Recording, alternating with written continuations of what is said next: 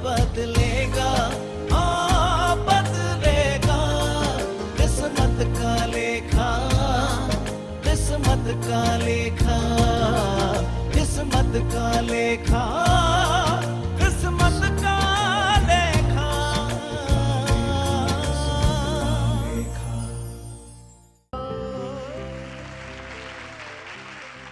बदलेगा किस्मत का लेखा कार्यक्रम में एक बार फिर से आप सबका स्वागत है। दोस्तों, हमारा जीवन जीने का ढंग इस बात पर निर्भर करता है कि हमारी आदतें कैसी हैं। किसी ने ठीक ही बोला है, जैसी हमारी आदतें होंगी वैसा हमारा जीवन होगा। हमारी आदतों में जीवन के प्रति हमारा नजरिया झलकता है। जब भी जीवन जीने के प्रति हमारी समझ कमजोर पड़ती है, इंसान किसी न किसी तरीके से नशे की ओर बढ़ता चला जाता है। सिगरेट एक आम फैशन बन चुका है। चरस, स्मैक, गांजा घर के घर इस नशे की आग में तबाह हो चुके हैं। जी हाँ, एक परिवार इसी भंवर में फंसकर रह जाता है और ना जाने हमारे कितने ही युवा इस नशे में घुलते चले जाते हैं। तो दोस्तों, आज का हमारा विषय है गलत संगत। कहां तक जिम्मेदार हैं हमारे नक्षत्र, हमारे ग्रह? आइए जानते हैं ज्योतिषविद श्री कुणाल कुमार जी से।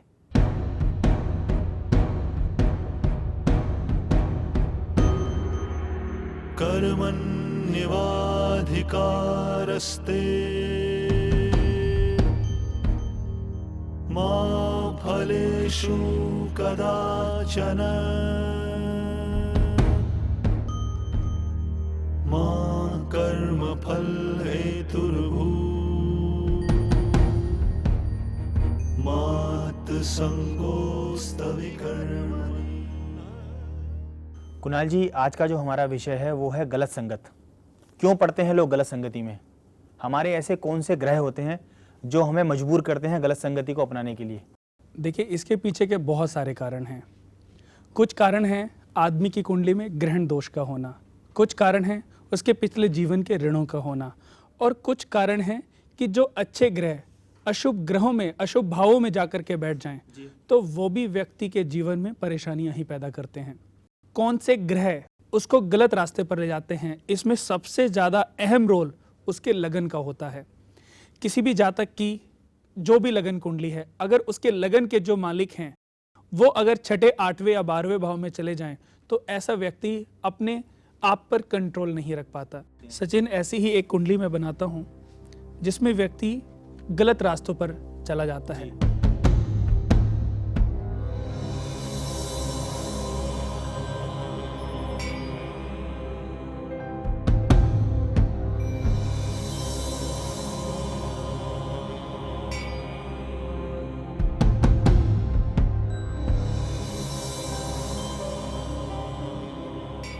कन्या लगन कुंडली यहाँ पर हमने बनाई है। लगन के मालिक बुध हैं। बुध लगन में उच्च के होते हैं और मिथुन राशि में सुग्रही। यही बुध लगन में बैठ जाएं तो ऐसा व्यक्ति धर्मपरायण होगा, भगवान में आस्था रखने वाला होगा, अच्छी वाणी, अच्छे विचार उसके मन में हमेशा प्रवास करेंगे। अगर इसी भाव के मालिक द्वितीय भाव में चले जाएं तो उसका कुटुंब परिवार भी बहुत अच्छा होगा, उसके पास धन संपत्ति भी बहुत होगी और उसकी वाणी भी बहुत अच्छी होगी। पर यही ग्रह अगर तीसरे भाव में बैठ जाएं तो ऐसे व्यक्ति की कुंडली में बहन ऋण का दोष भी बन जाता है। तीसरे घर में वो व्यक्ति डरपोक होता है, वो मानसिक रोगी भी हो सकता है, डरने वाला भी होगा। सामने बलशाली लोगों को देख करके उसके मन में हमेशा भय रहेगा कि ये मुझे मार तो नहीं देगा, ये मुझे पीटेगा तो नहीं, ये मुझे पकड़ तो नहीं लेंगे। उसके मन में ऐसे विचार उत्पन्न होते रहेंगे। चतुर्थ भाव में माता का चापलूस होता है। पंचम भाव में बहुत ही ज्ञान वाला व्यक्ति होता है। ऐसा व्यक्ति पढ़ने में बहुत विद्वान होता है। छठे भाव में लग्नेश का छठे भाव में होना अच्छा नहीं माना गया। ऐसा व्यक्ति रोगी होता है, मानसिक रोगी भी होता है। अगर यही बुध केतु के साथ में या राहु के साथ में, या राहु मंगल और बुध की युति बन जाए, या राहु और मंगल के साथ में सूर्य की युति बन जाए तो ऐसे व्यक्तियों के जीवन में बहुत बड़े ग्रहण दोष लग जाते हैं। उसकी संगत हमेशा गलत ही होगी। उसका बचपन जीवन जो रहा होगा वो भी गलत दोस्तों के साथ में उठना बैठना रहा होगा, और अपने दोस्तों के कारण वो अपनी पढ़ाई भी पूरी नहीं कर पाएगा। हमेशा दोस्तों में ही उसका दिमाग लगे रहना, अपने माता पिता की आज्ञा का पालन ना करना, ऐसी बहुत सारी स्थितियां। जैसे कि किसी जातक की कुंडली में चंद्रमा कर्म स्थान में बैठ जाए। इस व्यक्ति की मिथुन राशि, चंद्रमा जिस भी राशि में बैठते हैं, चंद्रमा ही इंडिकेट करते हैं कि ये व्यक्ति किस राशि में जन्मा है। चंद्रमा 3 नंबर में है तो इस व्यक्ति की मिथुन राशि, इसका नाम कै पे निकलेगा, है पे निकलेगा। ये चंद्रमा अगर वृषभ राशि में जाकर के बैठ जाएं तो उस व्यक्ति की वृषभ राशि होगी। यही चंद्रमा अगर 1 नंबर में जाकर के बैठ जाएं तो इसकी राशि होगी मेष, यानी कि ए आ ई से नाम निकलेगा। कुंडली के चतुर्थ भाव का बहुत अहम रोल माना गया है और लगन का बहुत अहम रोल माना गया है। लगन से उसके व्यक्तित्व को देखा जाता है, उसके प्रभाव को देखा जाता है, उसके नेचर को देखा जाता है। उसका नेचर, सुबह जब बच्चा, छोटा बच्चा होता है तो शुरुआत में आप देखते हो कि एक बच्चा चीजों को तोड़ने फोड़ने में लगा है, एक बच्चा किताबों में खेलता रहता है, एक बच्चा आप जो करते हैं उसको कॉपी करता है। ऐसा मेरे जीवन में बहुत बार आया। मैंने बहुत लोगों के बच्चे देखे हैं, उनकी कुंडलियों पे बहुत बड़ी सर्च भी करी है और इसी नतीजे पर पहुंचा हूं कि शुरू में आप अपने बच्चे के व्यक्तित्व से, बच्चे के नेचर से जान सकते हैं कि ये बच्चा आगे चल के कैसे, किस तरीके से अपने जीवन का निर्वाह करेगा। लेकिन छोटा बच्चा जब गाली देता है, जब काटता है, पकड़ता है, चीजों को तोड़ता है, तो बच्चे तो प्यारे होते हैं, सबको अच्छे लगते हैं। लेकिन जब यही बच्चा बड़ा होकर के दूसरों को गाली गलौज करना शुरू करता है, आपको खुद को माता पिता के साथ बदतमीजी से बात करना शुरू करता है, तब पड़ोसी बोलते हैं कि अगर आपने समय रहते इसकी लगाम खींची होती तो आज ये दिन आपको देखना ना पड़ता। तो ये गलत संगत के बारे में भी हम उस बच्चे के नेचर से जान सकते हैं, क्योंकि ग्रहों के आधार पर ही बच्चे का नेचर बनता है। उसके व्यक्तित्व के बारे में हम जान सकते हैं उसकी कुंडली को दिखा करके भी, और उसके घर के अंदर उसका नेचर कैसा, उसका प्रभाव कैसा है, वो घर में किन चीजों के साथ सकारात्मक है, किन चीजों के साथ वो नकारात्मक है, उसको सुस्ती पसंद है या उसको बहुत चलना फिरना कूदना पसंद है, उसको तोड़फोड़ करना पसंद है। ये सारी चीजें बच्चे के नेचर से, बच्चे के व्यक्तित्व से हमें पता चल सकती हैं। लेकिन आप बच्चे की कुंडली के माध्यम से भी जान सकते हो। अगर हमें पता चल जाए कि इस बच्चे के जो लगन के मालिक हैं वो व्यय भाव में बैठे हुए हैं, तो ऐसे बच्चे के बुध से रिलेटेड जाप कराएं, बुध से रिलेटेड दान कराएं। अगर आप बुध से रिलेटेड जाप करा सकते हैं तो आप समय रहते इस दोष को भंग कर सकते हैं।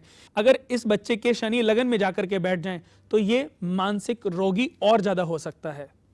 आपने सुना होगा कुछ लोगों के मन में इतने ज्यादा विचार, अलग अलग तरीके के विचार उत्पन्न होते हैं कि एक दिन उन्हें खुद को, अपने आप को किसी साइकेट्रिस्ट के पास ले जाना पड़ता है। तो ये जो प्रवृत्तियां, ये जो चीजें मनुष्य के जीवन में उत्पन्न होती हैं, ये उसके ग्रह ही उसके जीवन में, उसके व्यक्तित्व के ऊपर प्रभाव डालते हैं। समय रहते अगर इन समस्याओं के बारे में जान लिया जाए और समय रहते अगर इनका समाधान कर लिया जाए तो हर व्यक्ति अपने बच्चों को इन दोषों से बचा सकता है। देखिए दर्शकों, आप समय रहते अपने बच्चे की कुंडली बनवाते हैं। बहुत से लोग कहते हैं कि क्या कुंडली 6 महीने से पहले बनवा लेनी चाहिए?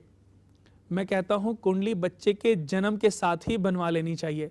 पुराने समय में जब राजा महाराजा होते थे, तो जब उनके घर में बच्चे का जन्म होता था, बच्चे यानी कि उनके कुमार का जन्म होता था, तो सबसे पहले वो अपने कुल पुरोहित को बुलाया करते थे।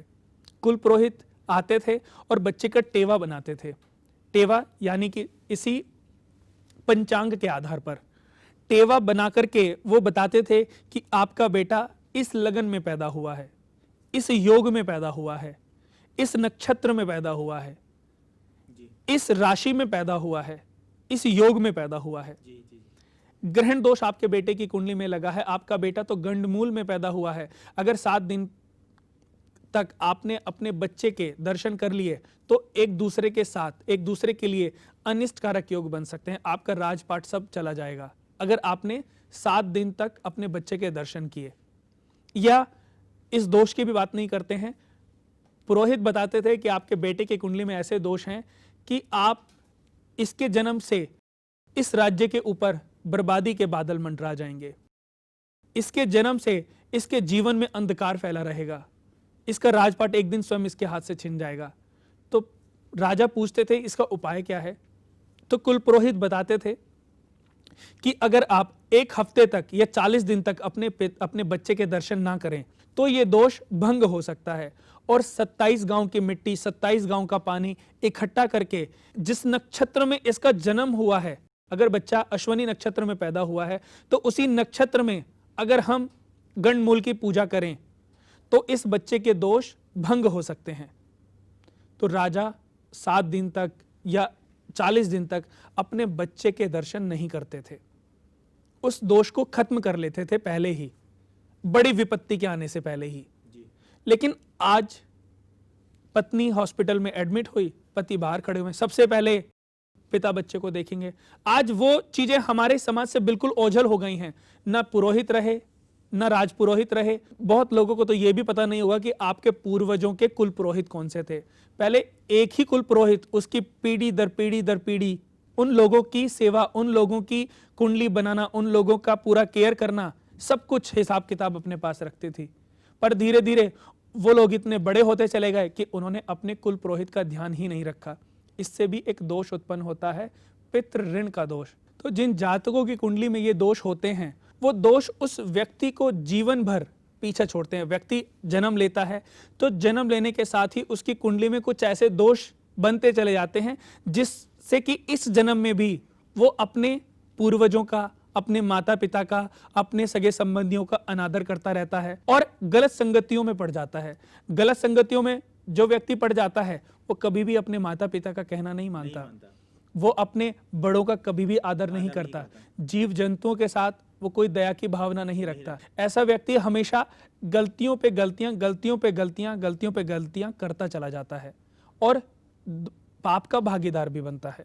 बहुत सारे ऐसे माता पिता हैं जिनके बच्चों के जीवन में ऐसी समस्याएं हैं कि उनके बच्चे गलत संगत में रह रहे हैं, गलत संगत के कारण वो गलत रास्ते पर जा चुके हैं, जैसे कि धूम्रपान करना, ड्रिंक करना या गाली गलौज करना या बहुत सारी ऐसी और भी चीजें हैं जो बताती हैं कि आप उनका जो बच्चा है वो गलत ट्रैक पर जा चुका है। उनके पिता ने तो कभी शराब को हाथ भी नहीं लगाया और बेटा देखो रोज रात को ड्रिंक करके आता है। तो ऐसी स्थितियों में मैं यही कहना चाहता हूं कि समय रहते अगर आप समस्या का समाधान कर लेंगे, जब एक पौधा लगाते हैं और पौधा थोड़ा सा बड़ा होता है और वो थोड़ा सा टेढ़ा हो जाए तो एक लकड़ी का सहारा देकर के उसको बांध करके उस पौधे को सीधा किया जाता है। लेकिन किसी वृक्ष को अगर आप चाहें किसी लकड़ी की सपोर्ट से सीधा करना तो नहीं कर सकते। समय रहते अगर आप अपने बच्चे को गलत संगति से बाहर निकाल सकते हैं तो दर्शकों ये सबसे बढ़िया समाधान है। लेकिन उसके लिए आपको चाहिए कि आपको आपके बच्चे के ग्रहों के बारे में जानकारी मिलनी चाहिए। उसके लिए आप किसी अच्छे विद्वान आचार्य से मिलें, उनकी कुंडली बनवाएं या जानें कि आपके बेटे की कुंडली में कोई ग्रहण दोष तो नहीं है, कोई पितृ दोष तो नहीं है, कोई ऐसा दोष तो नहीं है जो आपके बच्चे को सही ट्रैक से उतार सकता है। आपका बच्चा भ्रमित हो सकता है, मानसिक परेशानियों से, मानसिक रोगों से पीड़ित हो सकता है। आपके बच्चे का चंद्रमा नीच का तो नहीं है, चंद्रमा राहु की युति तो नहीं है, राहु मंगल और चंद्रमा की युति तो नहीं बनी हुई। तो दर्शकों ऐसी स्थितियां अगर आपके बच्चे की कुंडली में बनी हुई हैं तो समय रहते इन ग्रहों से रिलेटेड उपाय कर लीजिए। सबसे पहले उपाय क्या हैं? कर्मों से जुड़े होते हैं कि अगर आपका सूर्य खराब है तो पिता की सेवा करें, चंद्रमा खराब है तो माता की सेवा करें, अपने मन पर कंट्रोल करें, अच्छी वाणी का प्रयोग करें। सूर्य खराब है, पिता की सेवा करें, अपने हृदय के अंदर हीन भावना को जागृत ना होने दें। मंगल खराब है तो भाइयों का ध्यान रखें, अपने से बड़ों का ध्यान रखें और अपनी ताकत का गलत प्रयोग ना करें। शनि खराब है तो मजदूरों के साथ केयर दिखाएं, अपनी भाग दौड़ अच्छे काम के लिए लगाएं, गलत काम के लिए अपने कदम आगे ना बढ़ने दें।